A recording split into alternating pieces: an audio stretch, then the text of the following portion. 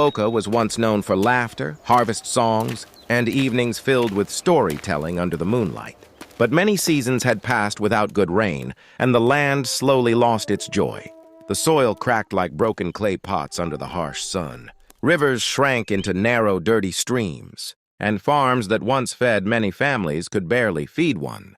Children went to bed hungry, elders sat quietly with heavy hearts, and even the birds seemed to avoid the village.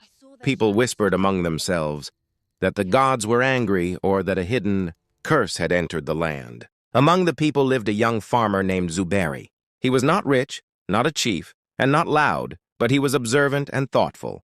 Every morning he stood on the edge of his farm, looking at the sky and the dry earth, asking silent questions. At night, strange dreams came to him again and again. In these dreams, he saw vast land beyond the hills, green and alive with rivers flowing gently and animals roaming freely. Milk flowed from healthy animals, honey dripped from trees, and the air smelled of life. A calm voice always spoke to him, saying, "This is not your final home." Zuberi shared these dreams with a few close friends, but hunger had made people bitter and afraid. Many laughed at him, calling him a dreamer chasing shadows. Yet Mama Duru, an old woman respected for her wisdom, listened carefully. She remembered stories passed down from her grandmother about a promised land meant for their people if they were brave enough to move. One evening, the whole village gathered as the sun sank red into the dusty sky. Zuberi spoke with a trembling voice but strong conviction. He said staying meant slow death, but leaving could bring life. Fear filled the air, but so did a small flame of hope. That night, Umuoka stood at the edge of despair and destiny. After that meeting, the village was divided. Some families argued loudly, while others discussed in whispers late into the night. Leaving the land meant abandoning ancestral homes, graves, and memories. Staying, however, meant watching their children starve slowly. The decision weighed heavily on everyone. Zuberi felt the burden deeply. He never asked to lead, yet people now looked at him for answers. Mama Duru called another gathering and spoke with a calm but firm voice. She reminded them that even their ancestors were once strangers, who moved in search of safety and food. "The land does not own us," she said. "We belong to life." Her words settled into many hearts like gentle rain. Slowly, families began to prepare. Pots were packed, dried food tied in cloth, and goats gathered. Some cried as they touched the walls of their huts for the last time. Before dawn, those who chose the journey gathered at the village square. Songs of farewell filled the air, mixed with tears and fear. Those staying behind watched silently, unsure if they would ever meet again. As the sun rose, Zuberi stepped forward. With one last look at Umuoka, he led the group toward the hills. When the village disappeared behind them, a heavy silence followed. The journey had truly begun, and there was no turning back.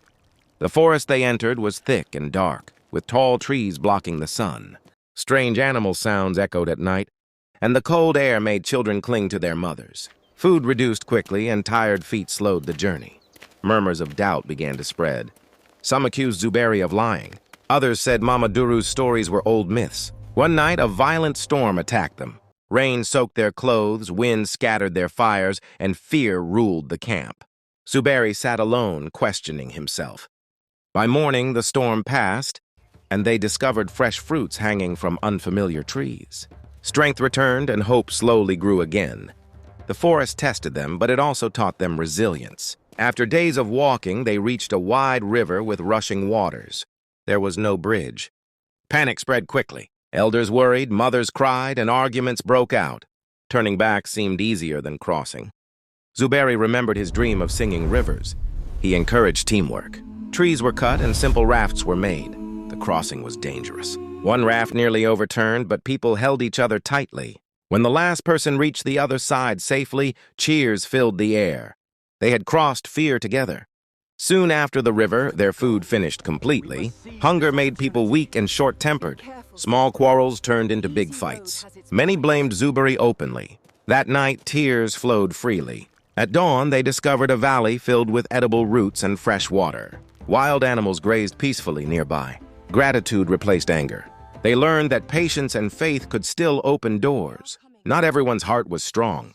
A man named Kalu secretly planned to lead some people back. When his plan was discovered, chaos erupted.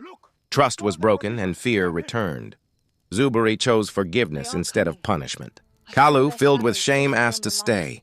The camp healed slowly, learning that unity was their greatest strength. A towering mountain blocked their path. The climb was slow and painful. Feet bled and bodies shook with exhaustion. Encouraging words replaced complaints. At the peak, they saw green land far ahead. Tears of hope flowed freely. The sight renewed their strength. The valley below was cold and silent. Strange sounds echoed at night, testing their courage. Fear walked beside them, but no harm came. They learned that fear loses power when faced. The land slowly changed. Grass became greener, animals healthier. Goats produced plenty milk, and bees filled the air. Excitement grew. The promise felt close. A burning heat tested them once more. Instead of fighting, they prayed together. Suddenly, rain poured from the sky. Unity proved stronger than hardship. They finally entered a vast, fertile land. Rivers flowed freely, fruits hung heavy, and peace filled the air. The land truly flowed with milk and honey. Tears of joy fell. Homes were built, farms planted, and songs of victory filled the land. Zuberi refused kingship, choosing to serve humbly. Their story became a lesson for generations. Courage, unity, and faith lead to promise.